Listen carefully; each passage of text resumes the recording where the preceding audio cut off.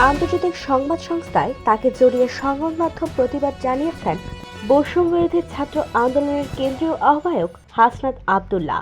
বুধবার সন্ধ্যায় তিনি নিজের ভেরিফাইড ফেসবুক পেজে এটি প্রতিবাদ জানান। তিনি বলেন, মঙ্গলবার সংবাদ সংস্থা এএফপি বাংলাদেশের টিভি চ্যানেল সময় টিভির কয়েকজন সাংবাদিক বরখাস্তের খবর প্রকাশ করেছে। তবে এটি এমনভাবে উপস্থাপন করেছে যেন ছাত্রদের পক্ষ থেকে গঠিত কোনো দল সময় টিভির মালিক সিটি গ্রুপকে বা বাকিদের চাকরিচ্যুত করতে বাধ্য করছে, কিন্তু এটি পুরোপুরি মিথ্যা।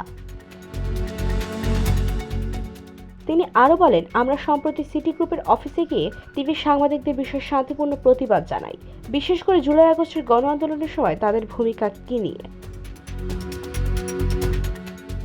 গণ আন্দোলনের সময় অনেক টিভি চ্যানেল, পত্রিকা এবং সংবাদ ওয়েবসাইটে ন্যূনতম সাংবাদিকতার নীতি ও মেনে চলেনি। তারা শিক্ষার্থীরা এবং প্রতিবাদকারীদের জঙ্গি, অপরাধী এবং ইসলামপন্থী উগ্রবাদী বলে অভিহিত করেছিল। তাদের মানবিক অধিকারকে হেয় করে এবং তাদের প্রতিবাদের বৈধতাকে প্রশ্নবিদ্ধ করার চেষ্টা করে। এরা হাসিনার নৃশংস গণহত্যার প্রতি সমর্থন ও বৈধতা দিয়েছে। তিনি আরও বলেন, আমরা সংবাদ মাধ্যমের স্বাধীনতা এবং মত প্রকাশের স্বাধীনতার বিশ্বাস করি।